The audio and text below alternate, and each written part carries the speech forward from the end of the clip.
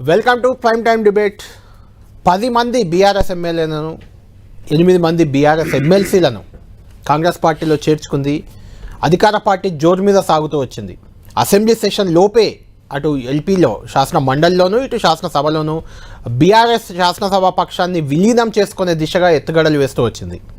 అయితే అనూహ్యంగా ఆ చేరికలు శాసన మండలిలో 8కి శాసనసభలో 10తో ఆగిపోయాయి. విలీనం వరకు చేరాలంటే కనీసం శాసనసభలో మరొక 26, మొత్తం 26 మంది అంటే ఇంకో 16 మంది చేరాల్సిన అవసరం ఉంది.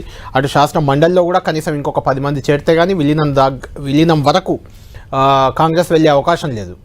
ఇలాంటి పరిస్థితుల్లో విలీనాన్ని పక్కన పెడితే ఇప్పుడు రివర్స్ ఆపరేషన్ మొదలైనట్లు కనిపిస్తుంది. కాంగ్రెస్ పార్టీలో చేరిన BRS MLA, Gadwal MLA Krishnamohan Reddy అనూహ్యంగా మళ్ళీ ఈరోజు బీఆర్ఎస్ వైపు వచ్చారు. కాంగ్రెస్లోకి వెళ్ళి అంటే అధికార పార్టీ నుంచి విపక్షంలోకి వచ్చిన ఎమ్మెల్యేగా ఇప్పుడు చూడాలి ఆయన్ని. ఎందుకంటే అందరూ అధికార పార్టీ వైపు వెళ్తున్నారు. విపక్ష ఎమ్మెల్యేలు రకరకాల కారణాలు, నియోజకవర్గ అభివృద్ధి కావచ్చు, అక్కడ నాయకులు మిగిలిన కార్యకర్తలను కాపాడుకోవడం కావచ్చు, అధికార పార్టీలో ఉంటే వచ్చే బెనిఫిట్స్ కావచ్చు, కారణం ఏదైనా ఇప్పటికే 10 మంది ఎమ్మెల్యేలు 8 మంది ఎమ్మెల్సీలు అధికార పార్టీ వైపు కాంగ్రెస్ వైపు వెళ్ళిపోయారు బీఆర్ఎస్ నుంచి.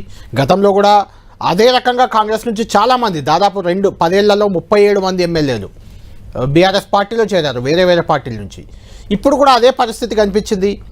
బీఆర్ఎస్ మొత్తం ఖాళీ అవుతుందేమోనని అంతా భావించే పరిస్థితి.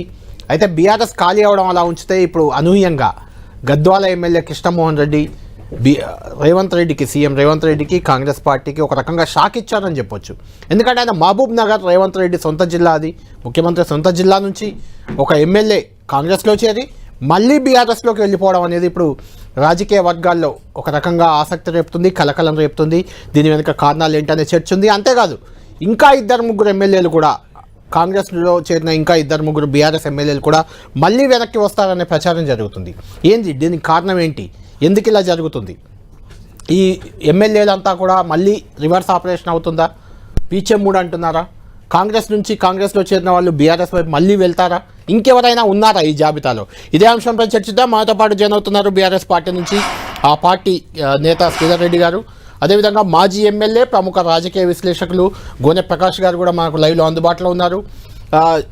లైవ్లో కాంగ్రెస్ పార్టీ నుంచి ఆ పార్టీ మాజీ MLC Dilip Kumar, political affairs committee convener కూడా ఉన్నారు. ఆయన మనతో లైవ్లో అందుబాటులో ఉన్నారు.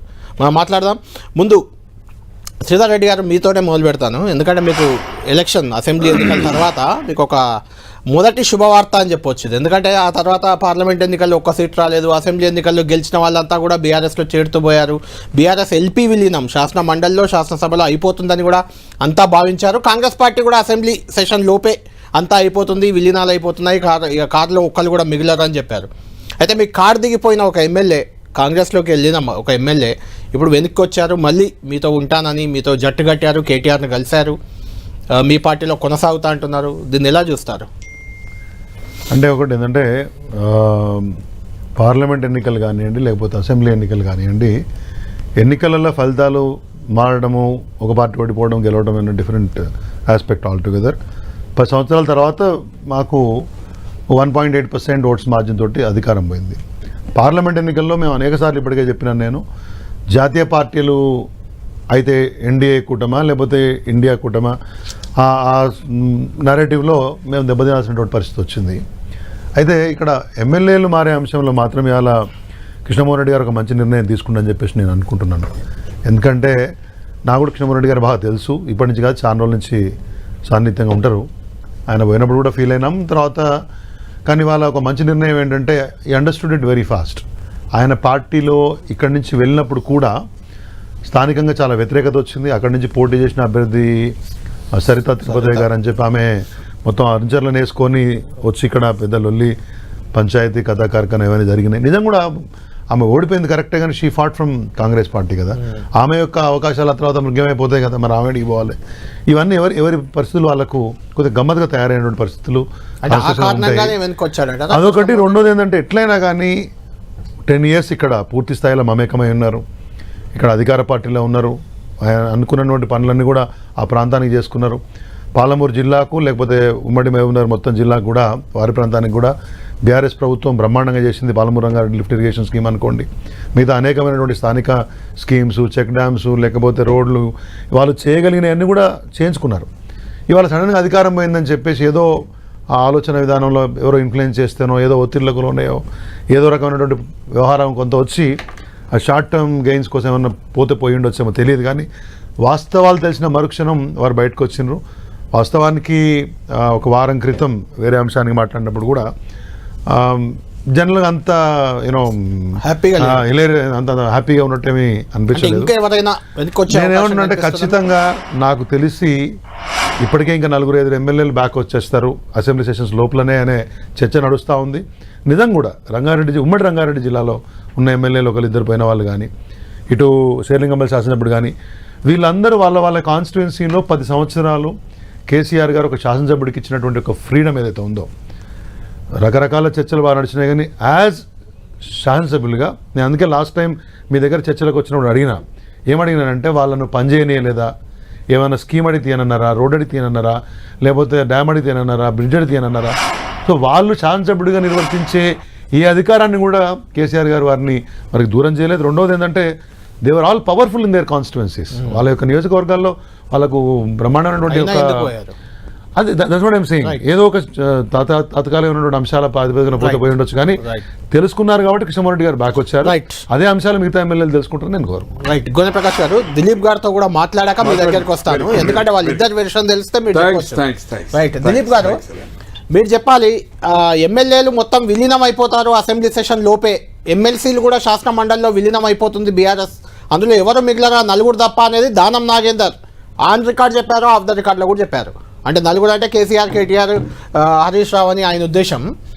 చూస్తే మీ పార్టీలో చేరిన ఎమ్మెల్యేనే ఒక అతను అధికార పార్టీ నుంచి విపక్షంలోకి పోయినట్టు, అంటే ఆన్ రికార్డ్ టెక్నికల్గా ఆయన కాకపోవచ్చు కాంగ్రెస్ ఎమ్మెల్యే అయినా మీ పార్టీ నుంచి ఆయన వెనకకు వెళ్ళినట్టే ఇప్పుడు చెప్పుకోవాలి. ఎందుకు, కారణం ఏంటి? ఇవాళ రేపు రాజకీయాలు కూడా స్టేట్ లైన్ రాజకీయాలు కావు. అంటే మనం గీత గీసి గతంలో రాజకీయాలు నడిచాయి కాబట్టి ఇప్పుడు ఇట్లా నడవాలనే పద్ధతిలో ఉండవు. ఆకర్ష్ వికర్ష్ అనేది చాలా సందర్భాల్లో చాలా రోజుల నుంచి జరుగుతున్న కార్యక్రమం. అయితే మీరు అన్నట్టు డెఫినెట్లీ ఈ రోజు అధికారంలో కాంగ్రెస్ ఉంది కాబట్టి ఇటువైపు ఆకర్షించబడే వాళ్ళు ఎక్కువ ఉంటారు తప్ప వికర్ష్ పథకం అంత ఎక్కువగా అప్లై కాదు.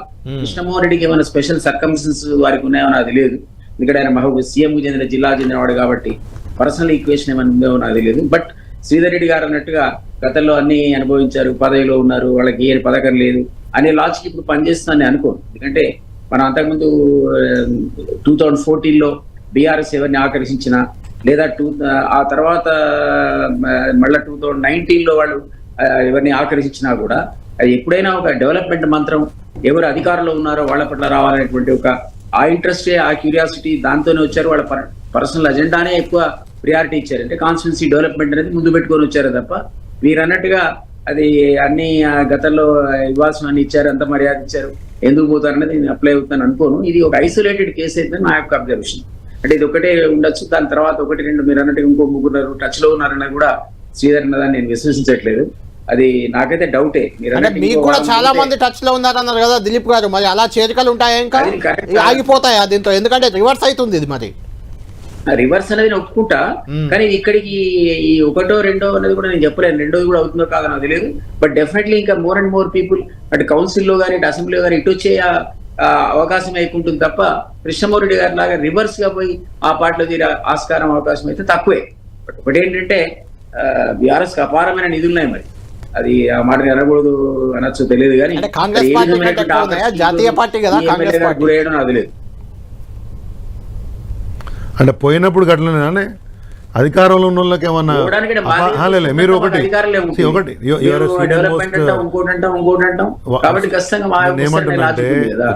రివర్స్ పోవడానికి ఏంటి అని కారణం అంటే నేను ఒకటి, మీరు ఇప్పుడు రివర్స్ పోతే అపారమైన నిధులు మాట మీరు మాట్లాడినప్పుడు దాని అర్థం ఏందో అర్థం చేసుకునేంత పిచ్చోళ్ళు ఎవరు లేరు.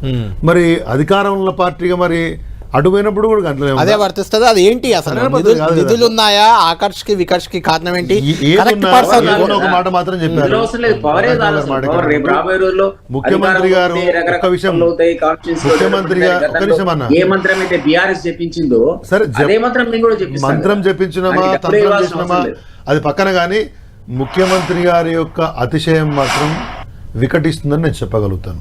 పార్లమెంట్ ఎన్నికల్లో ఆయన సొంత పార్లమెంట్, జిల్లాలోని సొంత పార్లమెంటు, ఆయన గతంలో ప్రాతినిధ్యం వహించినటువంటి సొంత పార్లమెంటు, అసెంబ్లీ ఎన్నికల్లో వారు ప్రాతినిధ్యం వహించినటువంటి సొంత పార్లమెంట్లో ఒక్క అసెంబ్లీ గెలవని పరిస్థితి. ఇవాళ రేపైతరు విలీనం, మాపైతరు విలీనం అంటే రీటైల్ పద్ధతిలో కొంతమంది పోయినారు.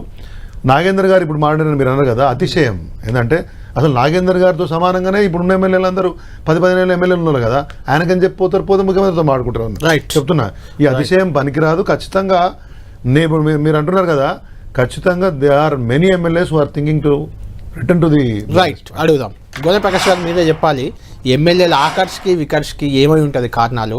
ఇంకా కాంగ్రెస్లో చేరే అవకాశాలు బీఆర్ఎస్ నుంచి ఎక్కువ ఉన్నాయా, లేదంటే కాంగ్రెస్లో చేరిన వాళ్ళు వెనక్కి వచ్చే అవకాశాలు కూడా ఎక్కువగానే ఉన్నాయా? ఏది అసలు ఫ్యాక్ట్, ఏం జరగబోతుంది? వెనుకకి ముందు నేను చెప్పలేను, కానీ serious concentration 39 is a big figure వాళ్ళ దగ్గర. 38 ఒకటి పోయింది అంటే 26 మంది క్రాస్ కావాలా. 26 మంది అంటే వీళ్ళు 12 మిగలాలి. 13 మిగిలితే 2/3 కింద కౌంట్ కాదు. అవును. 13లో ప్రశాంత్ రెడ్డి 100% ఉంటాడు నిజామాబాద్. సంజయ్ ఎఫ్ కరుట్ల 100% పార్టీలో ఉంటాడు. తర్వాత హుజురాబాద్ ఎమ్మెల్యే మన కౌశిక్ రెడ్డి 100%, కేటీఆర్ 100%, అండ్ మన Harish is 100%, KCR is 100%, and Prabhakar of Sangareddy is 100%. And district situation లో మన సూర్యాపేట మాజీ మంత్రి ఉన్నాడు కదా, జగదీశ్వర్ రెడ్డి, పల్లా రాజేశ్వర్ రెడ్డి ఈజ్ 50-50 ఆయనకు ఉండేది ఉంది. ఆయన ఆయారం గయారము, ఆయన ఇన్స్టిట్యూషన్స్ ప్రాబ్లమ్స్ అవి 50-50. నేను 100% చెప్పాలి. మల్లారెడ్డి ఈజ్ 50-50, రాజశేఖర్ రెడ్డి 50-50. మళ్ళీ అగైన్ ఏదైతుందో సబితమ్మ ఆల్రెడీ వాళ్ళ కొడుకు ఇచ్చాది, ఆమె ఇచ్చాది. ఇక్కడ వస్తే మంత్రి ఛాన్స్ లేదు. There is no minister. Already CM open up అయ్యింది, మేము డిఫెక్ట్ అయిన వాళ్ళకు మంత్రులు ఇవ్వము అంటే 2/3 అయినా మంత్రులు ఇవ్వమనేది. కానప్పుడు ఎందుకు వస్తారు? డబ్బుల ఫ్యాక్టర్. గతంలో డబ్బులు కొందరు, పవర్ కొందరు. ఓపెన్ ఫ్యాక్ట్ శ్రీధర్ గారు చెప్పిండ్రు. నేను విత్ ఇయ్యాల మళ్ళీ మీ దగ్గరికి వెళ్ళి ఇక్కడ వచ్చిండ్రు, ఈ డబ్బులు ఇచ్చిన లేని పక్క పెట్టండి. నేను అది ఈ మధ్యలో నేను అసలు టచ్ లేను, దాని లేను. అక్కడ ఎన్ని డబ్బులు ఇచ్చారు, ఎన్ని ఆఫర్ ఇచ్చారు, నా ఒక మిత్రునికి కౌన్సిలర్ పేరు చెప్పదలుకలు ఎంత ఆఫర్ ఇచ్చారు? ఎవరు? కాంగ్రెస్ టిఆర్ఎస్ అన్న కౌన్సిల్ అయినప్పుడు ఎవరు ఆయారాం గయారాం మందిని తీసుకొచ్చి ఏమి లబ్ధి పొందిండు? భాను ప్రసాద్ జీవితంలో ఆయన గాని, ఆయన నాన్న గాని, తాత గాని సర్పంచ్ గాని, వార్డు మెంబర్ గాని ఎమ్మెల్సీ అయిండు బీఫామ్ మీద. కాంగ్రెస్ టికెట్ దొరికింది. మేము చైల్డ్హుడ్ దశ నుంచి కాంగ్రెస్ పార్టీలో, కాంగ్రెస్ కోసం నేను రాజీనామా ఇచ్చిన MLA ZP duty and by election కోసం. ఈ రోజు రికార్డెడ్ గా పేపర్లు బంధించింది 100 మంది నాయకులు. ఆయనకు బీఫామ్ దొరికింది ఎమ్మెల్సీ ఉండగా. ఏది? పెద్దపల్లి. అటువంటిది పోయిండు. అక్కడ ఎన్ని 100 కోట్లు సంపాదించుకున్నాడు అనేది ఫ్యాక్ట్ నేను చెప్పగలుగుతా. 2 అవకాశాలు టీఆర్ఎస్ ఇచ్చింది, బీఆర్ఎస్ అనుకోండి. మళ్ళీ ఇటు వచ్చిండు. ఎందుకు వచ్చిండు అనేది చెప్పగలుగుతా. కొందరు డబ్బులు 3 కోట్లు 4 కోట్లు ఎవరు తీసుకున్నారో అక్కడ తీసుకొని అటు చేరిన వాళ్ళు, మళ్ళీ అక్కడ కంటిన్యూ అయిన వాళ్ళు, కొందరు కానోళ్ళు ఉన్నారు. ఒక నిజామాబాద్ ఆయన, ఒక ఆయన మెదకు, ఇప్పుడు జిల్లా ఆ సిద్దిపేట ఆయన ఎన్ని డబ్బులు తీసుకున్నారు? వాళ్ళంతా నా ఫ్రెండ్స్ అన్న, క్లోజ్ ఫ్రెండ్స్. ఎంత డబ్బులు తీసుకున్నారు? మళ్ళీ కొందరు దొరికింది, కొందరు దొరకలేదు. కొందరు దొరికిన వాళ్ళు కూడా ఇప్పుడు మళ్ళీ ఇటు వస్తున్నారు. ఎందుకు వస్తున్నారు? వాళ్ళకు పైరవులు, పవర్ కావాలా ఈ రాష్ట్రంలో, ఈ దేశంలో. సార్ మీకు తెలుసు, మీరు సీనియర్ జర్నలిస్ట్, వాజ్పేయి గారి గవర్నమెంట్ 96లో కోర్టుతో పోయింది. కరెక్ట్. ఈ రోజు వరకు మొన్నటి కానీ మెజార్టీ వచ్చింది, కానీ కేరళలో 2-3 ఓట్లే లెఫ్ట్ కు రైట్ కు 8 పార్టీల గవర్నమెంట్ పోలే. ఏందన్నా ఈ సంస్కృతి ఎవరు తయారు చేసిండు? కేసీఆర్. ఈ రోజు కేటీఆర్ పోయి పిట్ట కథలు చెప్తుండే. అక్కడ పార్టీ పుట్టింది ఏదైతుందో ఒక రాజ్యాంగానికి వ్యతిరేకంగా ఉన్న వాళ్ళతో. పాపారావు గారు ఆయన 4 సార్లు ఓడిపోయాడు. 2004లో ఓడిపోయాడు టీఆర్ఎస్ మీద, అంతకుముందు 2 సార్లు ఓడిపోయాడు. సంతిప్రాయుడు పెద్ద నాయకుడు, వాళ్ళ ఫ్యామిలీ కానీ సర్పంచ్ యునానిమస్, సంతిప్రాయుడు డిసిఎంఎస్. ఆయన రాజీనామా ఎందుకు వెళ్ళలేదా? నీ పార్టీ ఒకటే కదా, 20 మంది ఎమ్మెల్యేలు చేరుతారు, మున్సిపల్ కార్పొరేషన్ వస్తుంది, only 1. Why not result? Narendra దాదాపు అప్పుడు Vajpayee prime minister, Telugu Desam alliance లో 11 వరుసగా గెలిచి 11 సార్లు 4 సార్లు లోక్సభ 7 సార్లు ఎమ్మెల్యే గెలిచి బాగారెడ్డి గారిని ఓడించి తెలుగుదేశం ఎలక్షన్లు గెలిచాడు. అవును. ఆయన పార్టీలో చేరిన రాజీనామా ఇవ్వలేదా? రవీంద్రనాథ్ రెడ్డి గారు 3 సార్లు గెలిచిండు అలంపూర్ నుంచి పువ్వు గుర్తు మీద. ఆయన పార్టీలో చేరిండు, నీ పార్టీలో చేరిండు, రాజీనామా ఇవ్వలేదా? అది అనైతికమా నైతికమా? ఈయన అప్పుడు ఎక్కడ ఉన్నాడు? అమెరికాలో ఉన్నాడు. కేటీఆర్ అమెరికాలో ఉన్నాడు కదా. 2000 కోట్ల పార్టీ పెట్టద్దాను అయింది. 2004లో మేము ఒక ఇంగ్లీష్ నేషనల్ మీడియా అంటే అహంకారంతో ఎవరైనా నువ్వు మాట్లాడేదని పార్టీ అడిగి మేము రాజ్యాంగ పరంగా 2014 యూఆర్ ద సీనియర్ జర్నలిస్ట్. 2014లో విడతల వారి చేరిందా లేదా? 1.5 year పట్టిందా లేదా? ఎవరైతే దయాకర్ రావు ఫ్లోర్ లీడర్ ఉన్నాడో, డిప్యూటీ లీడర్ రేవంత్ రెడ్డి గారు, శ్రీనివాస యాదవ్ ఒకటే కదా రాజీనామా నాటకం చేసిండు కదా. ఆయన నరసింహన్కు ఎవరు చెప్పింది? అలా కేశవరావు కాంగ్రెస్ పార్టీలో సాబ్ రాజీనామా యాక్సెప్ట్ అవరా అని చేసిండు అనుకోండి. ఎవరైతే కోర్టుకు పోయినరో, ఎవరైతే స్పీకర్కి ఇచ్చిండ్రో, ఎవరైతే రాజ్భవన్ పోయి దయాకర్ రావు పోయి నువ్వు కూడా చేరుతావని అంటే, నేను అమ్మకి అయ్యకు పుట్టేది ఒక అమ్మకు ఒక నాయనకు పుడితే నేను చేరా అన్నాడు. తర్వాత చేరిండు, విడతల వారు చేరిండు 1.5 year రైట్. 2014లో అది ఒకసారి చేరిందా రాజ్యాంగం. 21 మంది కలిసిండండి కాంగ్రెస్ పార్టీ. జానారెడ్డి గారు ఫ్లోర్ లీడర్, అపోజిషన్. కౌన్సిల్ పక్క పెడదాం, ఓన్లీ అసెంబ్లీ చర్చిందాం. ఇప్పుడు అసెంబ్లీదే, కౌన్సిల్ ఎవరికి పెద్ద పురాణం అయితే తో అక్కడ రెడ్డి ఆయన జరిగిండు. 2014 కలిసి జరిగింది కదా. భాస్కరరావు జరిగింది కదా, మీరాలు కూడా.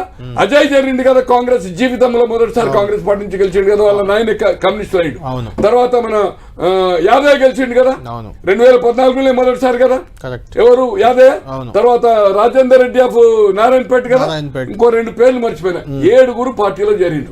21కి ఇంకా ట్రై చేసిండు. ఏది? ప్రతిపక్ష హోదా జానారెడ్డి గారిని లేకుండా చేయాలని. సాధ్యం కాలా.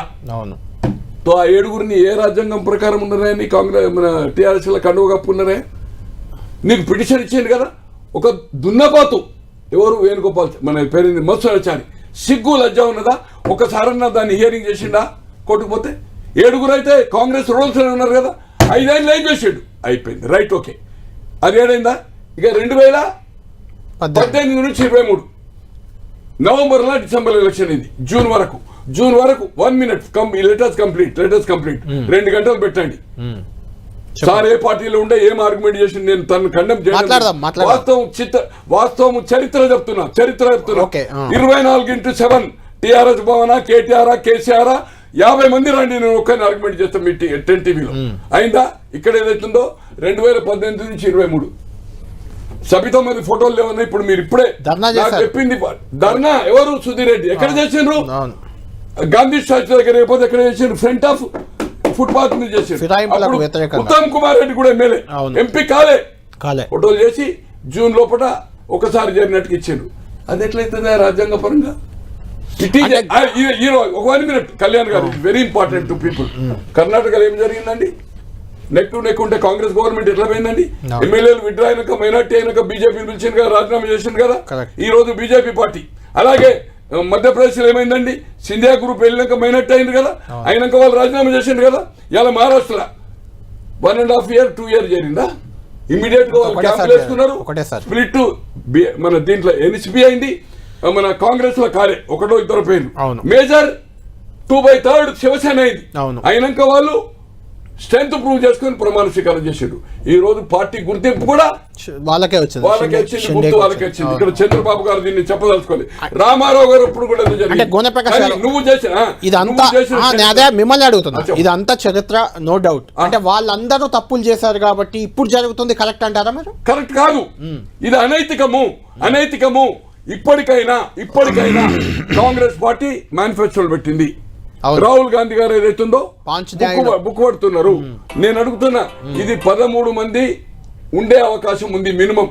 నేను 10 పేర్లు చెప్పాను. 13 మంది ఉంటే రేపు సుప్రీంకోర్టు ఒకటి స్పీకర్ ఎప్పటి వరకు అయితే డిస్పోజ్ చేయడం, ఇక్కడ అసెంబ్లీ కానీ కౌన్సిల్లో చైర్మన్ కానీ, అక్కడ పార్లమెంట్ లో స్పీకర్ కానీ చైర్మన్ ఆఫ్ అది కానీ, ఎక్కడ రాజ్యసభ కోర్టు అనేది లేదు. ఇక్కడ పవర్ దీనికి ఏదైతుందో అక్కడ పార్లమెంట్ ప్రిన్సెస్ అండ్ ఇక్కడ అసెంబ్లీ.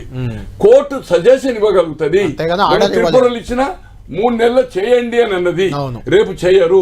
ఈ 3 నెలల పూట 23 మంది చేరింది అనుకోండి, అది జడ్జిమెంట్ వచ్చే వరకే 3 నెలల డైరెక్షన్ వచ్చే వరకే 5 నెలలు అవుతాయి.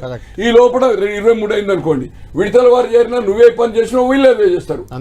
వన్స్ ఒకసారి స్పీకర్ డిసిషన్ తీసుకొని డిస్క్వాలిఫై చేసినాక అది డిస్క్వాలిఫై అంటే ఆటోమేటిక్ మెర్జ్ అయినాక సుప్రీంకోర్టు ఏం చేయలేదు, కాంట్ డూ ఎనీథింగ్.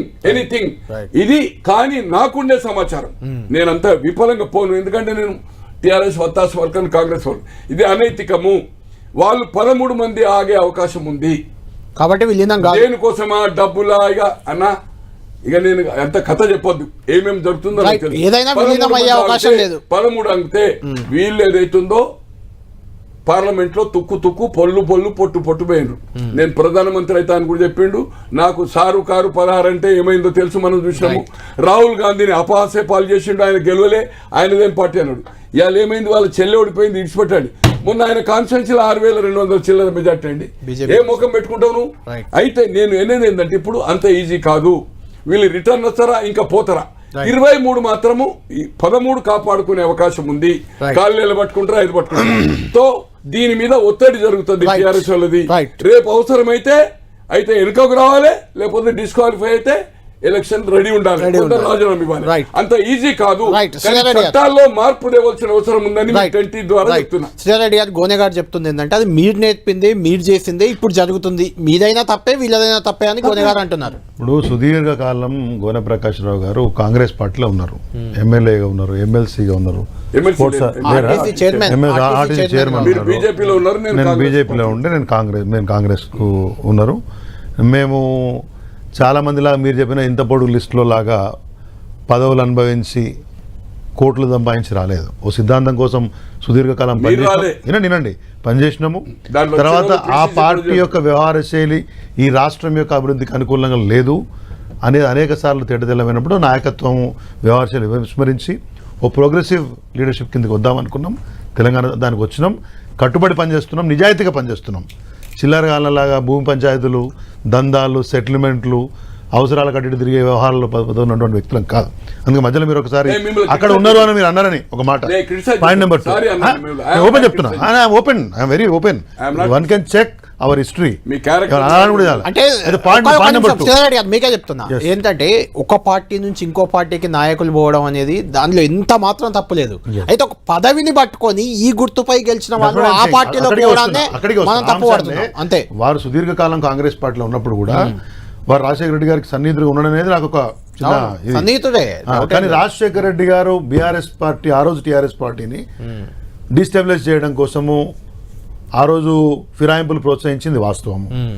ఆ రోజు ఏనుగు రవీందర్ రెడ్డి గారు కానీ లేకపోతే మన మాదాడి రవీందర్ రెడ్డి లేనప్పుడు మాదాడి జగ్గారెడ్డి ఇలాంటి వాళ్ళు తర్వాత అనుకున్నాను. అంతకుముందు ఫస్ట్ లో వెనక ముందు ఉంటాను.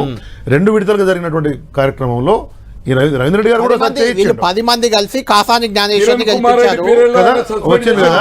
ఒక నిమిషం. అయితే అంతకుముందు రాజశేఖర రెడ్డి గారు కూడా నాకు తెలిసి చెన్నూరు ఎమ్మెల్యే అనుకుంటామా, దుగ్గాల శ్రీనివాసరావు గారు అనుకుంటా, చెన్నూరు ఎమ్మెల్యే. ఓవరాల్ గా మేబీ నేను టైం లైన్స్ తప్పు చెప్తుండొచ్చు కానీ రాజశేఖర రెడ్డి గారు టీఆర్ఎస్ పార్టీని డిస్టర్బ్ చేసే ప్రయత్నం చేశారు, చేర్చుకున్నారు. తర్వాత కిరణ్ కుమార్ రెడ్డి గారి ప్రయత్నం జరిగింది. మీరే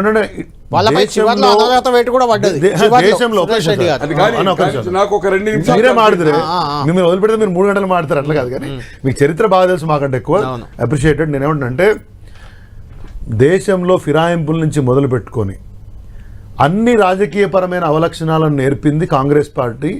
it is a mother of all these kind of anomalies. ఇటువంటి అన్ని వ్యవహారాలకు మదర్ కాంగ్రెస్ పార్టీనే. 2014లో ఎందుకు ఎమ్మెల్యేలు రావాల్సి వచ్చింది, ఆ తర్వాత చంద్రబాబు నాయుడు గారు, రేవంత్ రెడ్డి గారి ప్రయత్నం ఏం జరిగింది, దాని ద్వారా కేసులు ఏమైనాయి రాష్ట్ర ప్రజలకు తెలియంది కాదు. అది ఎందుకు జరిగింది అనేది ఇవాళ 2018లో ఎన్నికల తర్వాత శాసనసభ పక్షంగా విలీనమైనారు. ఒకసారి వచ్చినారా, 4 వచ్చినారా, 5 వచ్చినారా, శాసనసభ పక్షంగా విలీనమైనారు. ఇవాళ మీరు అన్నదానికి నేను ఒకదాన్ని ఒప్పుకుంటా. నేను గతంలో 2 చర్చలలో మీ ముందే తప్పని చెప్పారు. ఈ విలీనాల విషయంలోకి లేకపోతే ఫిరాయింపులో ఏ రకంగా వచ్చినా ఫిరాయింపే. దాన్ని చెప్పేటప్పుడు కూడా సమర్థించేటప్పుడు కూడా ఇబ్బందిగానే ఉంటుంది పార్టీ ప్రతినిధిగా. కానీ మొన్నటి పరిస్థితులలో కాంగ్రెస్ పార్టీకి పట్టం కడుతున్నప్పుడు కూడా మిమ్మల్ని గెలిపించినారు 39. ఆ 39 మందిలో మెజారిటీ హైదరాబాద్ నగరం నుంచి ఉన్నారు. దాంట్లో ఎవరు చాలామంది పోలే, 2-3 పోయినారు. ఆ తర్వాత పార్లమెంట్ ఎలక్షన్స్లో వచ్చినటువంటి ఫలితాలు చూస్తే ఏంటి, ఏం చెప్పింది పార్లమెంట్ ఫలితము? పార్టీగా స్ట్రెంగ్త్ తోటి పార్టీగా కేసీఆర్ తోటి పార్టీగా గుర్తుతోటి మీరు ఎమ్మెల్యేలుగా గెలిచినారు, కొంతమేరకు మీ ప్రభావం ఉండొచ్చు. 100% వీళ్ళే నేరేటివ్ని బిల్డ్ చేసేటువంటి స్ట్రెంగ్త్ వాళ్ళకు ఉండుంటే పార్లమెంట్లో అదే మెజారిటీ పట్టుకొచ్చేవాళ్ళు పూర్తి స్థాయిలో ఉన్న వాళ్ళ దగ్గర. అట్లా లేకుండే కదా. కాబట్టి నేనేమంటున్నా అంటే ఇక్కడ గోనె ప్రకాష్ రావు గారిని నేను ఓడిస్తానా, వారు కేసీఆర్ గారిని అంటారా, మధ్యలో బసవరాజారి గారి మీద ఒక మాట అన్నారు. దయచేసి అటువంటి మాటలు మనం మీరు అనకపోతే మంచిది. చర్చలలో వ్యక్తిగతంగా మీరు ఎక్కడ కానీ రాజకీయ పార్టీలుగా మనం మాట్లాడుతున్నప్పుడు ఫర్ యువర్ ఏజ్ మీరు ఇంకొద్ది అంత గౌరవం మెయింటైన్ చేస్తేనే మంచిది. బసవరాజారి గారు ఒక సీనియర్ లెజిస్లేటర్, వారు స్పీకర్ గా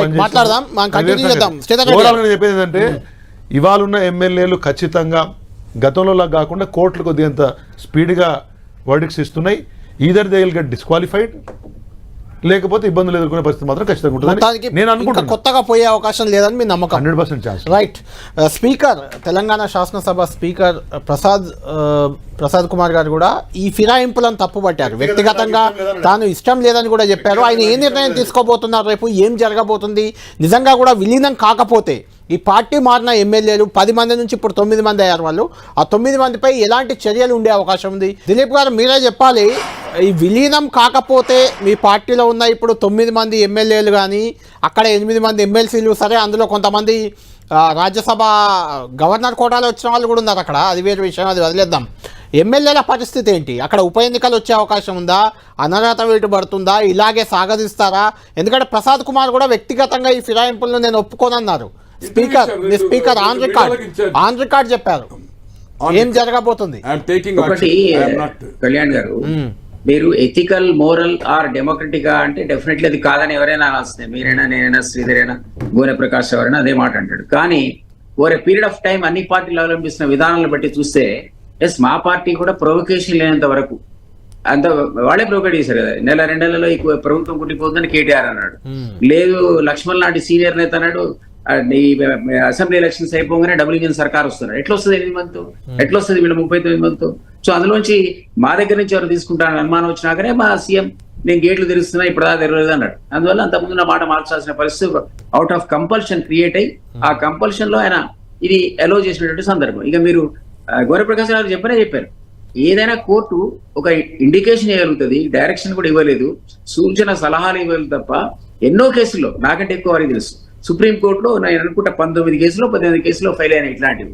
అదేవిధంగా వేరియస్ కోర్ట్స్ ఇచ్చిన జడ్జిమెంట్స్ ఎప్పుడైనా సరే పార్లమెంటు స్పీకర్ సుప్రీం, ఇక్కడ ఈ అసెంబ్లీ సుప్రీం అయినాయి తప్ప మీరు పలానా డేట్ లోపల స్పీకర్ దీన్ని నిర్ణయించాల్సిన ఎక్కడ కూడా ఈ మధ్య కాలంలో సుప్రీంకోర్టు ఇచ్చిన 3 నెలల్లో ఏదో నిర్ణయం తీసుకోవడం అనేటువంటి సూచన తప్ప, అది కాస్త అడ్వాన్స్ ఉంది తప్ప ఎక్కడ కూడా స్పీకర్ డైరెక్షన్ ఇచ్చే మాట లేదు. మీరే అన్నట్టు కాంగ్రెస్ హయాంలో కూడా భార్యలకు కండువాలు కప్పి వచ్చినటువంటి బీఆర్ఎస్ ఎమ్మెల్యేలకు కూడా వాళ్ళు చివరి నిమిషాలు అనుకుంటే ఒక 2 నెలల ముందే ఆ డెసిషన్ తీసుకున్న స్పీకర్ తప్ప ముందు తీసుకోలేదు. ఇప్పుడు ఆ మాత్రం పద్ధతి కూడా లేకుండా పోయింది. కాబట్టి దీనివల్ల ఇక్కడ ప్రాబ్లం వస్తుందని అనుకోను. యాజ్ లాంగ్ యాజ్ మా స్పీకర్, మా చైర్మన్ కూడా ప్రో కాంగ్రెస్ ఉన్నాడు, ఆయన మాట అనకూడదు కానీ, బట్ ఆయన కూడా నేను ఒక నిర్ణయం తీసుకుంటాడు, డిస్క్వాలిఫై చేస్తాను నేను అనుకోను. కాబట్టి అయ్యే పని కాదు. రైట్. దిలీప్ గారు, మొత్తానికి కృష్ణమోహన్ రెడ్డి ఒక్కరు బ్యాక్ వెళ్ళడంతో మిగిలిన 9 మందికి కొంచెం డిమాండ్ వచ్చినట్టుంది. మీ దగ్గర కూడా వాళ్ళని కాపాడుకునే ప్రయత్నాలు గట్టిగానే ఉంటాయి. మేము ఇంకా ఎక్కువ మంది తీసుకునే ఆలోచనలో ఉన్నాం కదా. ఉన్నోళ్ళని కాపాడుకోవాలి. ఇప్పుడు ఫస్ట్ అది వచ్చింది, తీసుకోవడం తర్వాత ఉన్నోళ్ళని కాపాడుకోవాలి కదా. డెఫినెట్లీ వాళ్ళు అధికారాన్ని చూసి వచ్చారు. రేపు కాన్స్టిట్యూషన్. రైట్. గోనె ప్రకాష్ గారు మీరే చెప్పారు. అంటే ఆయన దిలీప్ గారు చెప్పిన దాంట్లో ఒక పాయింట్ ఉంది. అంటే మా ప్రభుత్వాన్ని కూల్చేస్తామంటే మేము తీసుకుందాం. కరెక్ట్. అది దాంట్లో డౌట్ ఏం లేదు. బట్ 88 సీట్లు వచ్చి 7 ఎంఐఎం ఉండి 95 ఉండి ఒక దళితుడిని ఎవరో లేక చీల్చిన సంగతి అనేది జగమెరిగిన సత్యం. 1823 అప్పుడు కూడా 66 + 7 73 కాంగ్రెస్కి వచ్చింది. 21 ఎవరితో కలవాలి? ఎక్కడి నుంచి chance? There is no chance at all. ఇప్పుడంటేనో అన్నట్టుగా కాంగ్రెస్ కంటే ఇంపార్షియల్ చెప్తున్నా. 39 7 ఎంఐఎం ఉండడానికి వాళ్ళు కాపు కాసిండ్రు. బీజేపీ ఉంది. ఇది 46 ప్లస్ బీజేపీ 8 బీజేపీ ఉంది. ఓ 7-8 అంటే 60కి చేసేది ఉంటే దేమే ఈజీ ఛాన్స్ అనేది చేసింది అనేది కావచ్చు. నేను దాంట్లో కాదనడం లేదు. కానీ అన్న శ్రీధరన్ ఒకటి అంటే చరిత్ర తెలియకుండా మాట్లాడాడు. చాలా మంది ఇప్పటికి కూడా, ఈవెన్ మొన్న రఘునందన్ గారు కూడా అబౌట్ సురేష్ రెడ్డి గారు ఏదైతే ఆయన ఇంట్లో ప్రెస్ కాన్ఫరెన్స్ చేశారు కదా, 3 రాజ్యసభ, రవి, అండ్ తను అండ్ మన దామోదరం ఒక ఖమ్మమైన లేడు, ఆయన ఆయారం గయారం అయ్యేటట్లేదు. ఫార్మసీ ఏమన్నాడు రఘునందన్ గారు?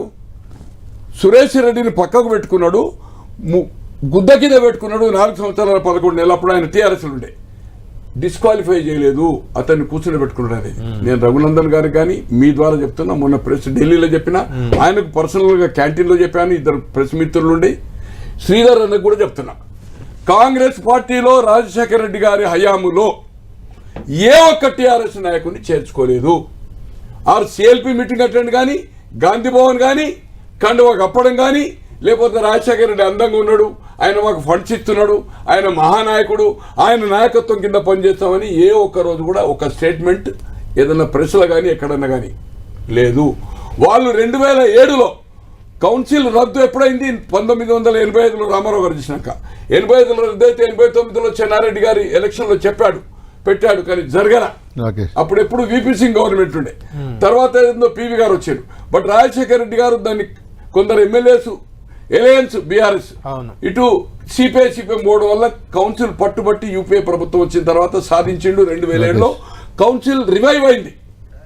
ఎప్పుడు 15+2 సంవత్సరాలు జ్ఞానేశ్వర్ ముదిరాజ్ అని ఎక్స్జెడ్పీ చైర్మన్, ఆయనకి 10 మంది సంతకాలు పెట్టారు. కాకపోతే కంప్లీట్ గా కోటి రూపాయలు తీసుకున్నారు, హౌసింగ్ సైట్ తీసుకున్నారు, ఇలా బతుకున్నారు కొందరు. This is the fact. చెప్పింది కరెక్ట్. అదే మీకే మిమ్మల్ని అడుగుతున్నా, కానీ ఆ తర్వాత వాళ్ళు కాంగ్రెస్ లోకి వచ్చారు కదా, అది చెప్తే చాలా మంది. You are asking good question. Good అంటే టికెట్లు ఎవరికి దొరికినాయి, అది కంప్లీట్. మీరు అడిగిన దానికి క్లారిటీ ఇస్తాను. 27 మందిది 36వ రోజు ఇవాళ బీఆర్ఎస్ పార్టీలో ఉన్నాడు సురేష్ రెడ్డి గారిది, మీరు తీసుకోండి ఇప్పుడే లైన్. అంటే తర్వాత 36 days రికార్డు నేను రేపు తీస్తున్నా. 36 రోజు ట్రాన్స్ చేసిండు హియరింగ్. వీళ్ళు ఇచ్చిన పిటిషన్ డిస్క్వాలిఫై చేయమని బీఆర్ఎస్ ఇచ్చింది. అది రామకృష్ణారెడ్డి ఏజీ అయింది వీళ్ళ దాంట్లో 2014 నుంచి 19 TRS party. Jandhyala Shankar rebel తరఫున ఉన్నాడు. దాదాపు 7 సార్లు పోస్ట్ పోన్మెంట్ అడిగాడు. అది 1.5 year లాగిన తర్వాత వీళ్ళు గిర్నాలు చేసి చివరకు స్పీకర్ ఇంటికి పోయారు. ఎమ్మెల్యే కాలనీలో ఎక్కడ ఉంటారు, రోడ్ నెంబర్ 12. ఆ రోజు అప్పటికే డిసిషన్ తీసుకున్నాడు ఆయన. వాళ్ళకు లీక్ ఇచ్చిండు, మీరు వచ్చి రాజీనామా చేయండి లేకపోతే డిస్క్వాలిఫై. దాంట్లో 10 మందిలో 5-6 వచ్చిండ్రు, 4 రాలే. 10 మంది ఒప్పుకున్నాడు, ఇంటి దగ్గర ఇచ్చిండు, అపాయింట్మెంట్ తీసుకొని 4 డిస్క్వాలిఫై అయ్యారు. ఇది చరిత్ర. ఇప్పుడు అన్నేమంటుండు మోసనచారి. నేను ఇంకా శ్రీనివాసరెడ్డి 5 ఏళ్ళు ముడి కింద పెట్టుకున్నాడు. అది ఒక్కటి సార్. ఈ స్పీకర్ మీరేమంటున్నారంటే ఖచ్చితంగా మంచి మిత్రుడు, నాకు తమ్ముడు లాంటి వాడు. చాలా నేను ఖచ్చితంగా ఆయన మీడియాకు చెప్పిండు. ఈ లోపల మీరు 23 ఆఫ్ ద రికార్డ్ ఏమైనా వాళ్ళని 23 మందిని ప్రయత్నం చేసుకోండి, లేకపోతే 2 నెలల 3 నెలల్లో నేను డిస్క్వాలిఫై చేస్తా, లేకపోతే వాపస్ పోతారని ఈ రోజు ప్రసాద్ డిసిషన్ తీసుకోవాలి, చరిత్రలో నిలిచిపోతాడు. ఇంకోటి మీరు ఏమన్నారంటే కాంగ్రెస్ లో చేరిన ఎవరికి ఇచ్చిండ్రు టికెట్లు? 4 ఇచ్చారు. ముకుందరెడ్డి పెద్దపల్లి ఓడిపోయిండు, నారాయణపేట ఓడిపోయిండు, తర్వాత జయప్రకాష్ ఒకటి గెలిచిండు. Only 1 seat. ఇంకొకరికి 4 ఇచ్చిండ్రు. మర్చిపోయినా, సంతోష్ కొడుకు ఇచ్చిండ్రు, సంతోష్ బదులు మంత్రి ఉండే కదా, ఆయన ఓడిపోయిండు. ఓన్లీ 1 జయప్రకాష్ గెలిచారు. లాస్ట్ సార్, నేను రాజశేఖర రెడ్డి గారు ఇటువంటిది అంటే ఏదైతే వాళ్ళ కొంత ఫ్యామిలీ మెంబర్స్ గాంధీ భవన్ చేరిండు. రాజశేఖర రెడ్డి గారికి నేను ఓపెన్ చైర్మన్ నుండి ఎన్నువు చేసిన. రాజశేఖర రెడ్డి గారు అధర్మ యుద్ధం చేయకండి, అర్జునుడు శిఖండి పెట్టుకున్నాడు. మాలాంటి వాళ్ళు 100 మంది నాయకులు ఉన్నారు, 1000 మంది కార్యకర్తలు. ఇటువంటి రాబోయే రోజుల్లో కాంగ్రెస్ పార్టీకి నష్టమే. ఎవరు చేసినా ఇలాంటి తప్పు అని అందరు చెప్తున్నారు, మరి ఎందుకు చేస్తున్నారు ఆ తప్పు? ఫైనల్ గా మీరు కంక్లూడ్ చేయండి. అందరు ఇక్కడ ఉన్న ముగ్గురు అదే చెప్పారు, ఎందుకు ఆ తప్పులు చేయాలి, మీరు ఎందుకు చేశారు? ఇప్పుడు చరిత్ర మొత్తం ప్రకాష్ రావు గారు చెప్పారు, ఇంకో సీనియర్ నాయకులు ఉన్నారు. దానికి నా దగ్గర సమాధానం మీకు దొరకాలంటే ఇంకో చర్చ అవసరం అవుతుంది. నేనేమంటున్నానంటే ఏదైనా కానీ సరైన సంస్కృతి అయితే కాదు. ఇప్పటికైనా ఇప్పుడు టెక్నికల్లీ 38 MLAs మాకే ఉన్నారు, దాంట్లో కాంగ్రెస్ పార్టీలోకి ఏమి పోయినట్టు కాదు. పోయిన ఎమ్మెల్యే కూడా మీకే ఇస్తున్నా. పోయిన ఎమ్మెల్యే కూడా నేను కాంగ్రెస్ కండువా కప్పుకోలేదు, ఏదో గుడి కండువా కప్పారు. నాగేందర్ గారు ఏంటంటే ఆయన డైరెక్ట్ గా పోటీ చేసినారు కాబట్టి కానీ నాగేందర్ గారు 2004లో టీడీపీ పోటీ చేసిండ్రు, ఆయన అయినా చెప్పిండు రాజశేఖర రెడ్డి గారు. ఎండ్ ఆఫ్ ద డే నేను ఆశాభావం ఏంటంటే రాజీనామా ఇప్పే అంటే రాజీనామా చేశాడు. రాజీనామా చేసి వచ్చారు. రాజీనామా ఇప్పుడు చేయలేదు మరి. వస్తారా ఇప్పుడు రారా చేయలేదు, దానం దానం. పోటీ చేశాడు. వస్తారా రేరా వేరు సంగతి. కానీ ఒక విషయం గుర్తుపెట్టుకోండి, ప్రజాక్షేత్రంలో మొన్నటిసారి మేము తీసుకున్న వాళ్ళ 12 మందిలో 10 మంది ఓడిపోయారు. ఇద్దరే గెలిచారు. ఇంతకంటే పెద్ద ఆన్సర్ మొత్తానికి లేదు. గత ఫలితాలు చూస్తే అయితే ఇలా పార్టీ మారిన వాళ్ళు ఇద్దరే గెలిచింది. ఇద్దరు గెలిచింది. సుధీర్ రెడ్డి, సబితా ఇద్దరు ఇంద్రారెడ్డి. గెలిచారు. మొత్తానికి గత ఫలితాలు చూస్తే ఇలా పార్టీ మారిన ఎమ్మెల్యేలు అయితే రాజకీయంగా మళ్ళీ సక్సెస్ అయిన దాఖలాలు చాలా తక్కువ ఉన్నాయి. గోనెప్రకాష్ గారు చెప్పినట్లు అప్పుడు వైఎస్ హయాంలో 10 మంది తిరుగుబాటు చేస్తే అలా కేవలం జయప్రకాష్ రెడ్డి ఒక్కరే గెలిచారు. 9 మంది ఆ తర్వాత చేర్చుకోలేదు. కాంగ్రెస్ టికెట్ పై గెలిచారు. ఆ తర్వాత కూడా పెద్దగా పార్టీ మారిన ఎమ్మెల్యేలు, ఈ రకంగా మారిన అనైతికంగా మారిన ఎమ్మెల్యేలు ఎవరు సక్సెస్ అయిన దాఖలాలు చాలా తక్కువ పర్సెంటేజ్ ఉంది. చూడాలి 9 మందిపై తెలంగాణ స్పీకర్ ప్రసాద్ కుమార్ ఏం చేయబోతున్నారు, ఏం జరగబోతుంది, నిజంగానే బీఆర్ఎస్ విలీనం అవుతుందా, లేకుంటే రివర్స్ ఆపరేషన్లో ఇంకో 2-3 ఎమ్మెల్యేలు ఎవరైనా కాంగ్రెస్లో చేరిన వాళ్ళు బీఆర్ఎస్లోకి వస్తారా, వేచి చూడాలి. ఇది ప్రైమ్ టైం డిబేట్.